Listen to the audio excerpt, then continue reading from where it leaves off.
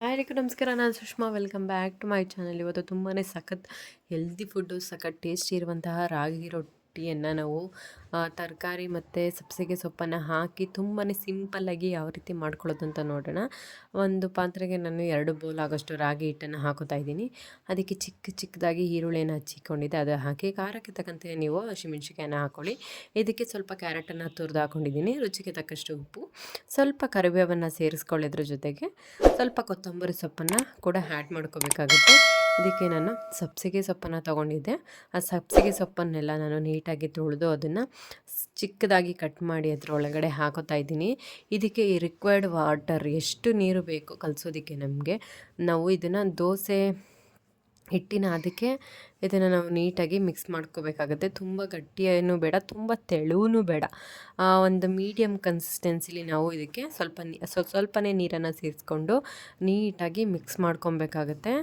ಇದನ್ನು ನಮಗೆ ಈ ರಾಗಿನ ನಾವು ದಿನನಿತ್ಯ ಸೇವನೆ ಮಾಡೋದ್ರಿಂದ ಅದರಲ್ಲಿ ರಿಚ್ ಆಗಿರುವಂತಹ ಕ್ಯಾಲ್ಶಿಯಮ್ ಇರುತ್ತೆ, ಐರನ್ ಕಂಟೆಂಟ್ ಇರುತ್ತೆ. ಇದು ಮಕ್ಕಳಿಗಂತೂ ತುಂಬಾ ಒಳ್ಳೆಯದು, ನಮ್ಮ ಬೋನ್ಗೆ ಸ್ಟ್ರೆಂತನ್ನು ಕೊಡುತ್ತೆ. ಅದಕ್ಕೋಸ್ಕರ ನಾವು ದಿನನಿತ್ಯ ರಾಗಿನ ಸೇವನೆ ಮಾಡಬೇಕು. ದಿನದಲ್ಲಿ ಒಂದು ಟೈಮಾರು ನಾವು ರಾಗಿನ ಯೂಸ್ ಮಾಡಬೇಕಾಗತ್ತೆ.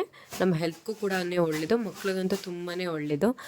ಮತ್ತು ಈ ಮೂಳೆ ಸಮಸ್ಯೆ ಯಾರಿಗಿರುತ್ತೆ ಅವರು ರಾಗಿ ತಿನ್ನೋದ್ರಿಂದ ಸ್ವಲ್ಪ ಮೂಳೆಗೆ ಬೇಗ ಸ್ಟ್ರೆಂತ್ ಬರುತ್ತೆ ಅಂತಲೇ ಹೇಳ್ಬೋದು. ಇದನ್ನೆಲ್ಲ ನೋಡಿ ನಾನು ನೀಟಾಗಿ ಈ ಕನ್ಸಿಸ್ಟೆನ್ಸಿಲಿ ಕಲಸಿಕೊಂಡಿದ್ದೀನಿ. ಇದನ್ನು ನಾವು ಒಂದು 5ರಿಂದ 10 ನಿಮಿಷ ರೆಸ್ಟಿಗೆ ಕೊಡಬೇಕಾಗತ್ತೆ. ಇಲ್ಲಾಂದರೆ ನೀವು ಸಡನ್ನಾಗಿ ಹಂಗೂ ಮಾಡ್ಕೊಬೋದು, ಬಟ್ ನಾನು ಒಂದು 5ರಿಂದ 10 ನಿಮಿಷ ನೆನೆಸ್ತಾ ಇದ್ದೀನಿ, ಎಲ್ಲ ಕೂಡ ಚೆನ್ನಾಗಿ ನೆನೀಲಿ ಅಂತ. ನೋಡಿ ಇವಾಗ 5ರಿಂದ 10 ನಿಮಿಷ, ಏಕೆಂದರೆ ನೀವು ಆ ಪಲ್ಯನೋ ಅಥವಾ ಚಟ್ನಿನೋ ಇಲ್ಲ ಟೊಮೊಟೊ ಗೊಜ್ಜು ಏನೋ ಒಂದು ಮಾಡ್ಕೊತಾ ಇದ್ದೀರಾ ಇದಕ್ಕೆ ರೊಟ್ಟಿಗೆ, ಅದಕ್ಕೋಸ್ಕರ ಒಂದು 5ರಿಂದ 10 ನಿಮಿಷ ನೆನೆಸಿದ್ರೆ ಸಾಕು. ಈಗ ಒಂದು ಹಂಚನ್ನು ಕಾಯಕ್ಕೆ ಇಟ್ಕೊಂಡಿದ್ದೆ, ಅದ್ರ ಮೇಲೆ ನಾನು ತುಂಬ ಮಂದಕ್ಕೂ ಹಾಕ್ಬಿಡಿ, ತುಂಬ ತೆಳುಗೂ ಹಾಕ್ಬಿಡಿ.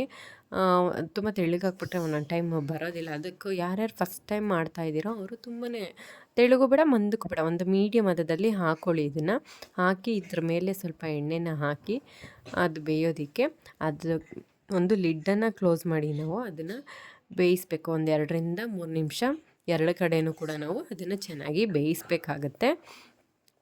ನಾವು ಈ ರಾಗಿನ ತುಂಬ ಜನ ಇಷ್ಟಪಡಲ್ಲ, ರಾಗಿ ಮುದ್ದೆ ತಿನ್ನಲ್ಲ, ರಾಗಿ ರೊಟ್ಟಿ ತಿನ್ನಲ್ಲ ಅಂತಲೇ ಅಂತ ಇರ್ತಾರೆ.